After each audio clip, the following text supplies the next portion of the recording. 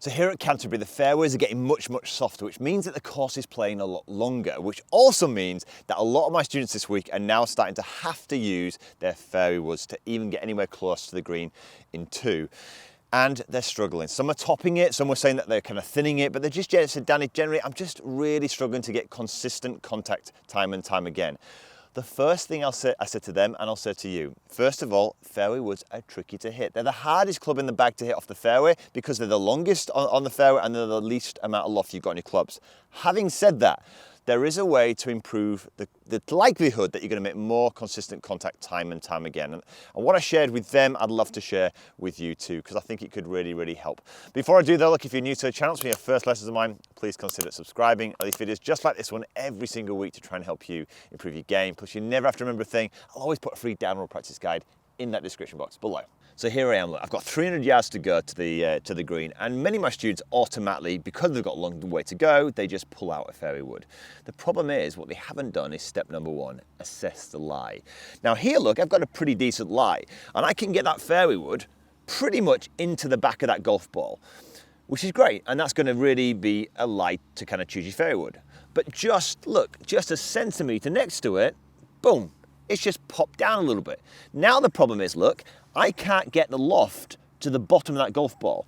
Now, you could put the best swing on the world. The problem is, you're gonna top it and thin it, and you're gonna go, what have I done wrong? You haven't done anything wrong apart from you haven't assessed the lie. So stage number 1, make sure that the ball when it's on the fairway is on a beautiful lie if you're hitting fairway woods.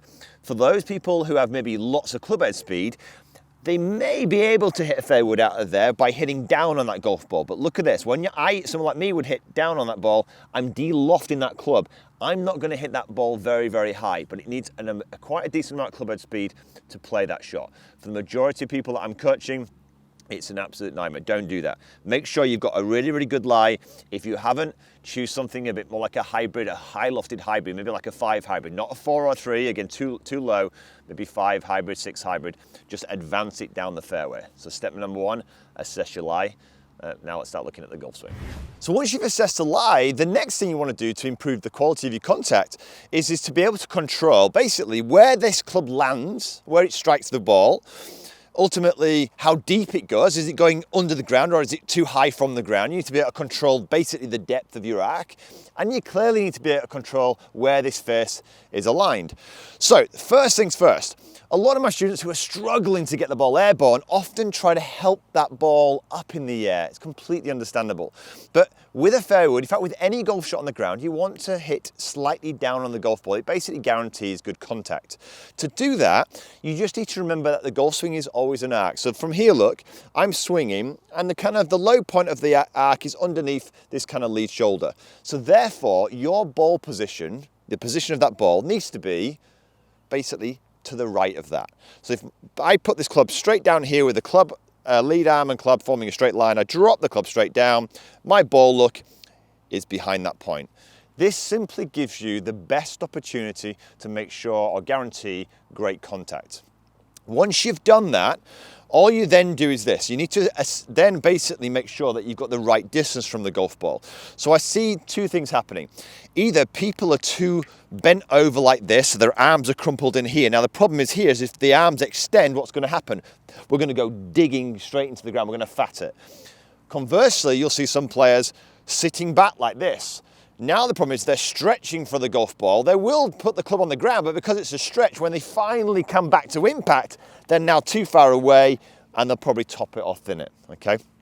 So I want you to have an easy, effortless golf swing. So to control how deep the club goes, we want to make sure we control the radius of your swing. To do that, you let your arms just hang beautifully relaxed down here, put the club down. I happen to have a ball that's actually above my feet in this situation, so I'm going to go down the grip a little bit here. But my arms now are completely relaxed, and I'm controlling the radius of my swing. Look, my club's just resting beautifully on the surface. Here, it's not. I could go deep under the ground, and I'm not sitting up here where I'm going to stretch for it. I'm just beautifully resting the club on the surface in the perfect ball position too. And those 2 things, even before we move to the golf swing, should make a big difference to your contact. But there's one other thing. You still want to be able to control where this face is. You don't want it pointing like this way right to cause those horrible slices or push it out to the right hand side. And you certainly don't want to arrive the club at impact left of target, because then you hit the pulls. So how do you help yourself increase the likelihood that it's going to arrive square?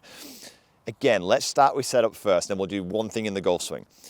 Make sure that the club face is square at impact at the start of your swing, but this is the big one. Make sure your forearms are also in line too. Now with Eric, one of my students this week, he was slicing all over the place. And he said, I don't get it, Danny. I'm trying, the club face is square at setup, but his forearms are like this. His trail form is so much higher than his lead forearm, and the line of those forearms are pointing way this way. So all he did in his golf swing was simply swing straight across the line of the golf ball. When he tried to swing properly, i.e. get these forearms aligned and swing down the line of the target, where's his club face? It's pointing to the right, so you just hit it over there. So then what happens is over time, you start to make compensations like this look to try and square the face. Now you're suddenly getting into the wristy, flicky position, and you then start to compromise your contact too.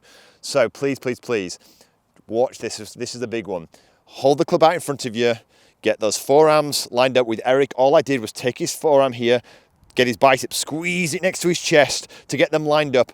And why this is so useful is I want you to have a wonderfully flowing golf club, right? Where you don't have to have any compensations. I want you to be relaxed and effortless. And once you've got your body in place, if the body works well, the club can work well too. But if your body's out of position, you've pretty much got no chance to have a lovely flowing swing. You're gonna have to do weird things to manipulate it. So you've got ball position in place. You've got the arms the correct distance from the golf ball, nice and relaxed. You've got the forearms all lined up with a club face. You've got one final ingredient. You've got to now hit the golf ball. So we've got to learn to feel the swinging club head. So with my students, I simply get them to do the 1 and 2 exercise.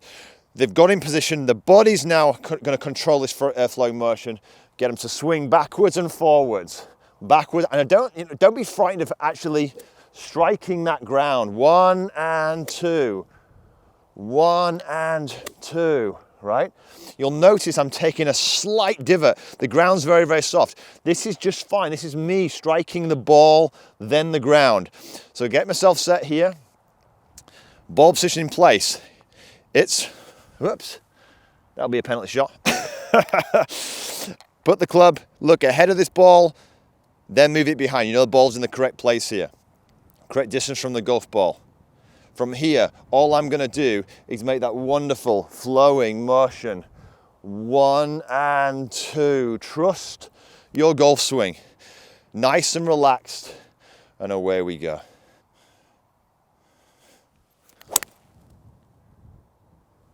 Simple as that. Set yourself up, build the best opportunity you have to make great contact with your fairway woods. If the inside works well, it allows you to swing the outside beautifully, freely. And then you should start hitting your hybrids and your fairway woods so much better. If you enjoyed the video, give it a thumbs up, maybe share it with one of your friends. And of course, look, if you want to know how to hit long irons, check this video out right here. I'll put a free download practice guide in the description box below. If you're new to the channel, press that subscribe button and the bell. But until next week, have a wonderful golfing week.